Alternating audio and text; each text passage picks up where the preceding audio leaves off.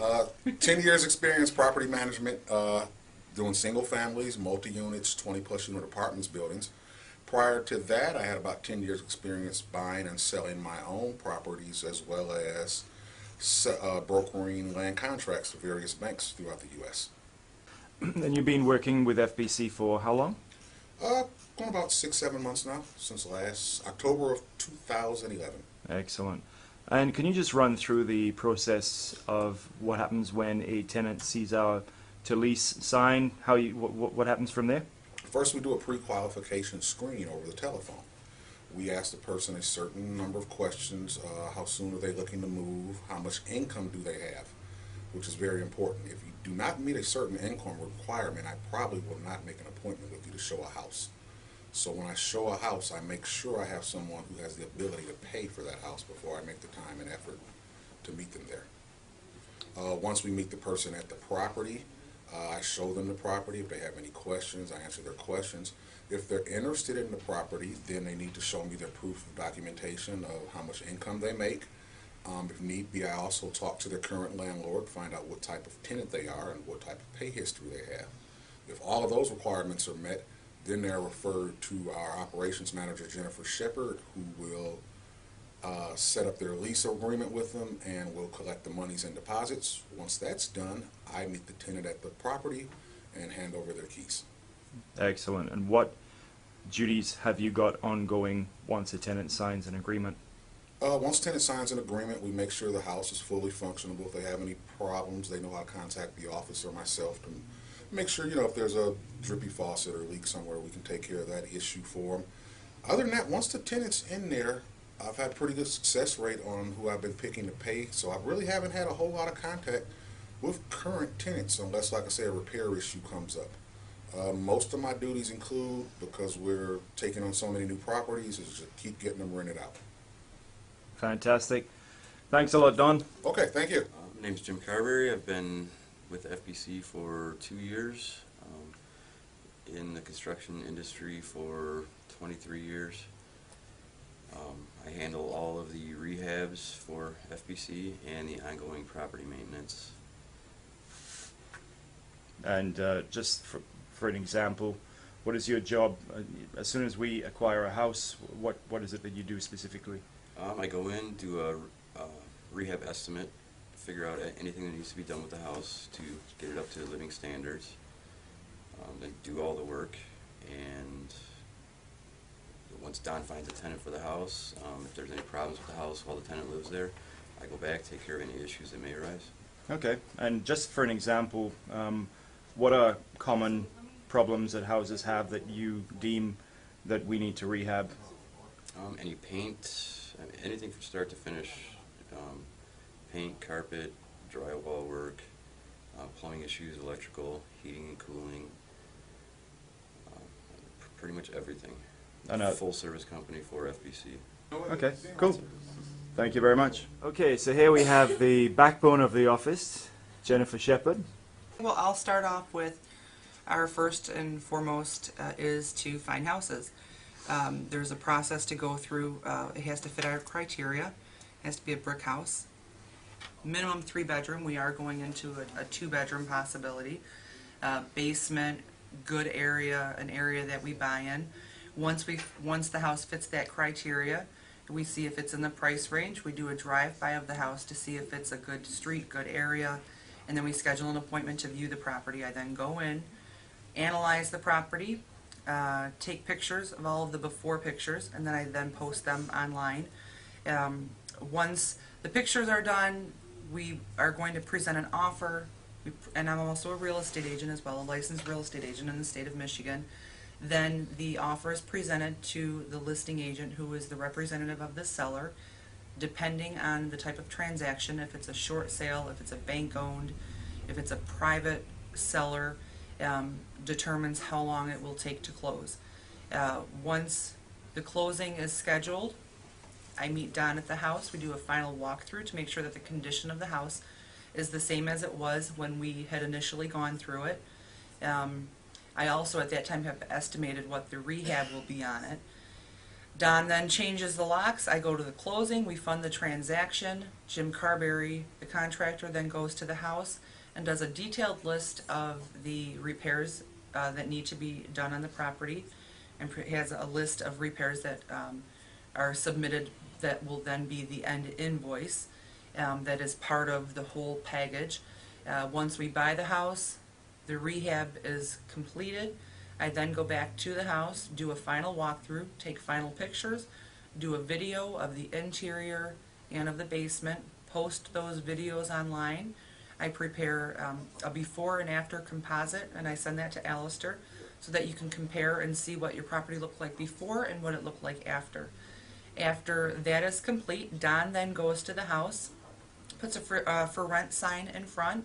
I advertise the property on MichiganHousingLocator.com. That's through the state of Michigan, and by advertising on that one website, it then goes to 17 different rental websites. It goes to Rent Links, Show Me the Rent, Craigslist. So it doesn't matter how someone is looking to rent a house. If they do it online, if they do it by driving by the neighborhoods, they'll see that the house is available for rent. They then call the office. We direct all calls to Don.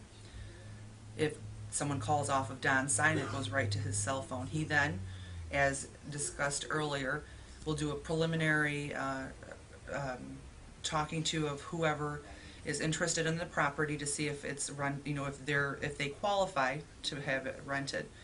So once Don has found a qualified renter, they come to the office. I have a complete lease package that I have them sign. They have to provide proof of income. If it's Section 8, they have to provide all of their documentation from whatever housing commission that they're dealing with. At that point, if it's a Section 8, I prepare all the paperwork. I give that to the tenant. We've collected the security deposit at that point, and now we wait for the Section 8 office to contact us to do their inspection before the tenant can move in. So that's rental. When a tenant moves in, it's been the standard that both myself, Jim, and Don go there so that we're all together at once. If any repairs need to be made on the house, Jim is introduced to the tenant. It then carries and brings us together that Don, who they initially met, is with me, who they've already come to the office. So it just ties everyone together. So then the tenant's happy, they moved in. If they have any problems or concerns, they call the office. If there's ever any emergencies or after hours issues that come up, we have an emergency line that they can call. It goes to Don's cell phone, and he will determine if it's truly an emergency or if it can wait until Monday morning, typically if it's on the weekend, and then we address it from there. If tenants ever have any issues, they contact the office. We prepare a work order depending on the urgency. We either contact the home warranty company, or if it's something that that is not covered under the home warranty, Jim goes out and does. And so that takes care of. Oh, and then when we rent houses, the tenant is responsible for their water charges, so there's a process that I have to do about going down to the water department and making sure that the water bill is not in the owner's name, because then that would be a liability, and it is a tenant responsibility to pay for the water. And you take care of all the closing documents as well? Yes. Once I get the signed contracts over from the Australian office, I order title work through Visionary Title. Title work can take anywhere from a week to 2 weeks to come back to show clear title that there are no liens on the property. It also updates the property taxes if any taxes are due. Then once the commitment is prepared from the title company, it then goes to their closing department. They prepare the closing papers, and they forward the closing package to me. I then go through the papers, make sure everything is accurate and correct on it. I sign what I need to sign, and then I scan that in and send it to Alistair so that he can provide the closing package to the owner of the property. Another step that I do, depending on how the owner is taking title and how they're going to be owning the houses, I open up an LLC through the state of Michigan, and typically we'll use, if it's okay, Chicago as an example. I open up an LLC through the state of Michigan, West Chicago, and then the number of the address, LLC, and then I sign on behalf of whoever the organizer is. And what does LLC stand A for? limited liability corporation. Okay. And that's with the state of Michigan. And if you're going to own a property and that property is held by an LLC, it's to alleviate any liability to an individual owner, so that if anything were to happen, it affects the LLC and not the person individually. Okay. So everything, the liability goes to the LLC. So it's an arm's length transaction. Yes, really. and it's Yeah. a protective measure for the owner of the property. No worries. I'm sure there's tax benefits as well for having your property in the name of a company as well. Instead of Exactly. personal. Yeah. Yes. Okay. Thank you very much, Jen. And so Great. now Jen is going to just run through the areas in Detroit where FBC Realty have purchased properties and why. Okay, well, this is a map of the majority of Detroit. This is the Detroit River. This is Canada. So downtown Detroit, the hub of all of the sports teams and all of the corporate buildings, is right here. So this is downtown Detroit. In perspective, downtown Detroit is here, and here's a street called Jefferson. Jefferson runs from downtown all the way up through Detroit, through Grosse Pointe, and unfortunately we're not on the map, but St. Clair Shores, where our office is around right here. The areas that we typically buy houses in, we're going to come back up here. This is considered to be the east side of Detroit. This is near St. John Hospital, which the houses around hospitals and around larger employment opportunities tend to be better. So we focus in this area here. This is I-94, which is one of the major expressways in the city of Detroit. So we concentrate in this area here for the east side. Now we come to the west side. This area right here is 8 Mile is right here. 8 Mile is a dividing line between Wayne County, which is housed, Detroit is part of Wayne County, and the suburbs. So if 8 Mile is here, we go by mile roads. Then 7 Mile, McNichols is 6 Mile, Fenkel is considered 5 Mile, and then so on. The area that we concentrate in is the Bagley district.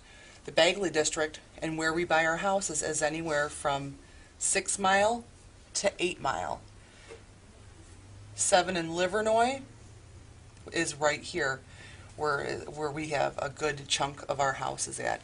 Another area that we buy in is, this is the Rouge River, and this is an area, I don't have the stickers on here yet, but I will get them on.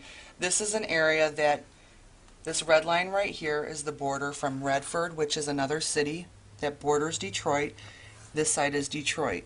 A lot of the houses in this area are considered to have Redford mailing addresses. So they're not in the middle of the city, they're on the outskirts of the city, and a lot of these houses tend to be more like the suburbs of the surrounding neighborhoods. So we're concentrating in this area around here that goes by the Rouge River and Rouge Park. This is a huge park that goes along by the river as well.